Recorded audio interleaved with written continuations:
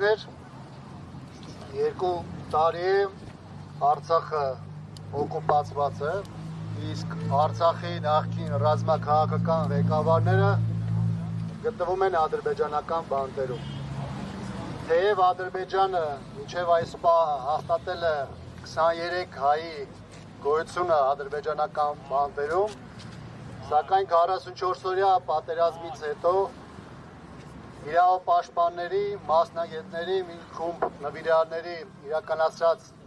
հաստատական աշխատանքը ցույց է տվել, որ շուրջ 8 տասնյակ հայեր ըստ էության 44-օրյա պատերազմի եւ դրանից հետո գտնվել են ադրբեջանական վերահսկողության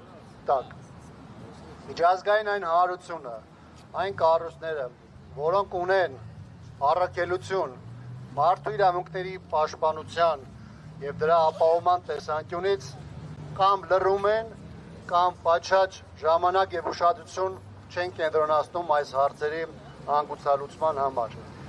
Այն կառույցները, այն դերակատարները, որոնք երկար տարիներ խոսում էին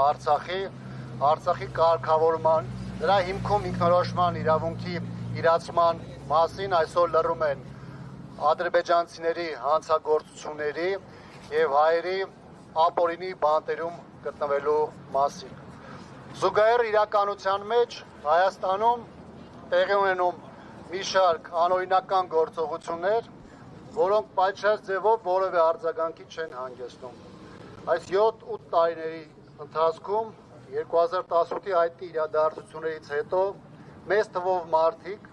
հայտնվել են ճաղերի հետևում հենց միայն այն պատճառով, որ արտահայտել են դիրքորոշումներ, մոտեցումներ, որոնք տարբերվել են իշխանության տեսակետներից։ Հայաստանում տարբեր մարդկանց սպիտակավորում են, հանցագործ են նշանակվում մեկ բանի համար, որ այդ մարդիկ հանդգնել են հակառակվել կամ ընդդիմանալ իշխանության գործունեությանը կամ իշխանության հայտարարություններին։ Այսպիսի ակցիաների նպատակն է նաև հերթական անգամ ուշադրություն կենտրոնացնել միջազգային կառույցների եւ տարբեր դերակատարների Հայաստանում եւ Բաքվում ստեղծված այս ապօրինությունների շղթայի վերաբերյալ եւ եւս մեկ անգամ հիշեցնել, որ պատշաճ աշխատանք, պատշաճ ուշադրություն որևէ ձևով չի ներկայացվում։ Շնորհակալություն։